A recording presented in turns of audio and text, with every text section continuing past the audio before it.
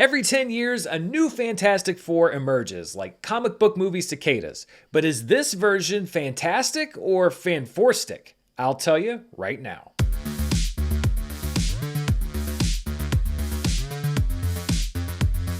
Hello everybody, I'm Dan Murrell here with my review of the Fantastic Four First Steps. I'm a little bit later with my review than a lot of critics because Disney didn't screen it in my region until last night, but I'm happy to be able to share my thoughts with you today before preview screenings start later on this afternoon. And this is a big deal. I mean, the Fantastic Four is maybe the biggest Marvel property that hasn't yet joined the MCU proper.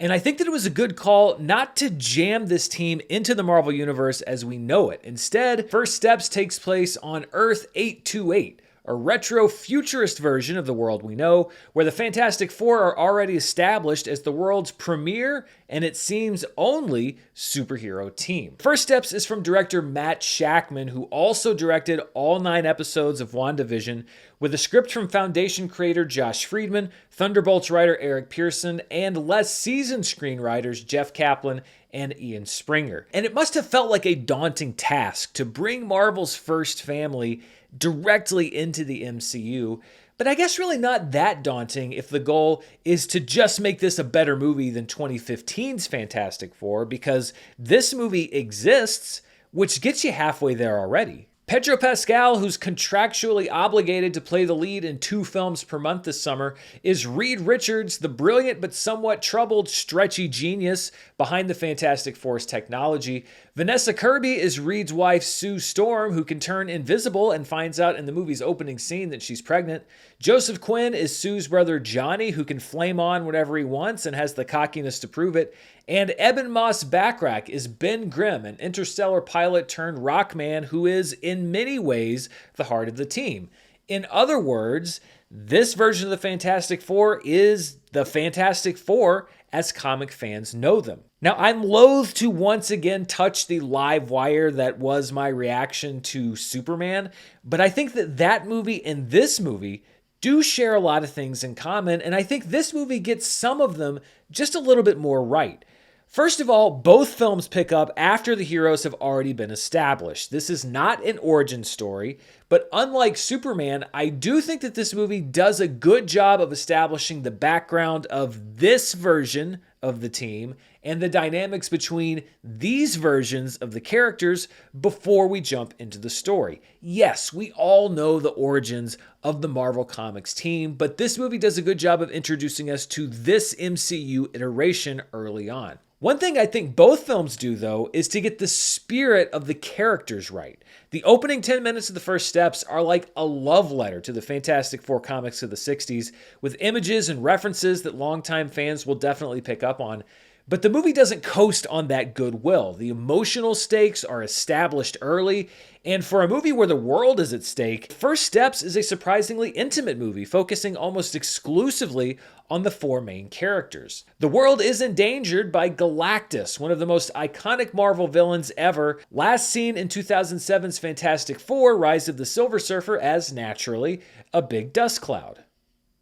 This Galactus, played by Ralph Ineson, is much more faithful to the design of the comics, and while he could easily have looked patently ridiculous, Galactus does feel genuinely threatening and at times scary. The movie does a good job of portraying real fear around an objectively outlandish premise, the idea that a big spaceman is coming to devour the planet. I've said earlier that I often struggle with more outlandish, Jack Kirby-esque cosmic concepts in comic book movies. I think that this movie deals with that by grounding that premise, the crazier stuff, in the humanity of the characters, and it works.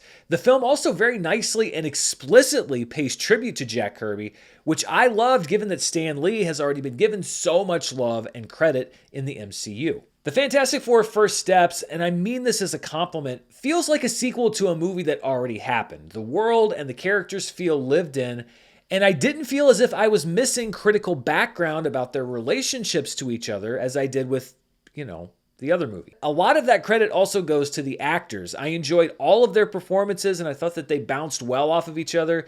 Johnny and Ben keep the team grounded by both feuding and broing out in the Baxter building, while Reed and Sue grapple with the bigger questions. And one of the biggest involves their unborn child. And Reed's concerned that a baby born of two parents infused with cosmic rays may present challenges that no one in the world could foresee, even him. Pedro Pascal, as you would expect from Reed Richards, does a great job of giving us a man whose greatest gift and greatest burden is his intellect. The world's problems are Reed's problems, and he can't rest until he can figure out a solution, no matter where that might lead him. But Pascal isn't completely dreary. He plays the character with a bit of a clipped Cary Grant quality, dropping a quip or two and reacting well to the less serious banter of Johnny and Ben. Vanessa Kirby's role is a bit tougher. Sue Storm has a lot to grapple with in this movie, and Kirby does well with a character whose own interests and the planet's interests may not always align. Joseph Quinn and Eben Moss-Backrack both do most of the comedic heavy lifting, and Quinn gives us a cocky, funny Johnny Storm, who's a little bit more likable than Chris Evans' version of the character, while Moss-Backrack gives us a Ben Grimm who's not quite as tortured as previous versions of the Thing, but is able to give us a glimpse of the man beneath the rock. I mean, this is a guy in many ways who lost more than anybody else when he gained his superpowers. Julia Garner is also good as Shalabal, the Herald of Galactus, and the movie gives her a history and a function beyond just gravely informing Earth that the planet's time is short. She and Galactus are definitely the two most out there elements of the movie, but we also get a lot of real science. At times, The First Steps feels kind of like the MCU's version of Interstellar, which was another film that married real science with a weirder, less grounded story. Speaking of not being grounded, it is tough to ground a story about four people with such strange superpowers.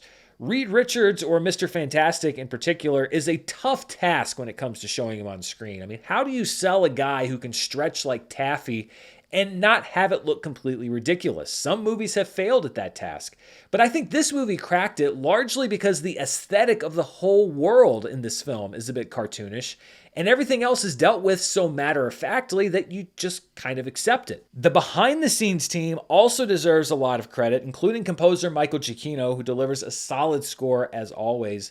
But I wanted to take a second to recognize production designer Khosrow Farahani, who also did the production design for Loki.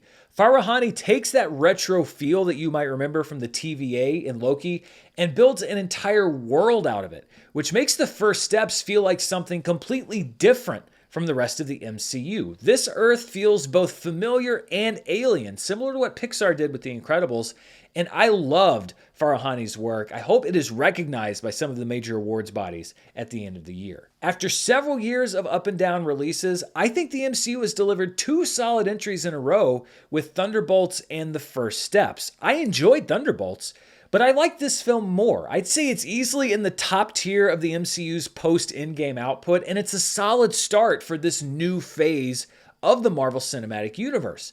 If this film had been released 10 years ago, I think people would have gone crazy for it. I still think that they'll enjoy it, and most importantly, I think it lays a good foundation to build on as Marvel tries to reinvent itself coming out of the stumbles of the Disney Plus era. It's not one of my absolute favorite MCU films, but it's also not that far out of the running, or at least to be in the conversation. So when we look at my personal scale, I'm very comfortable giving the Fantastic Four First Steps a rating of it's good. I enjoyed it. I think a lot of other people are going to enjoy it. I think it's a really good, solid summer movie. So those are my thoughts on the Fantastic Four First Steps. What do you think? Are you going to be heading out to see it in the theater this weekend? Let me know down in the comments below. And as always, stay tuned right here for the latest movie news, reviews, box office, and more. Until next time, stay safe, and I'll see you then. Bye.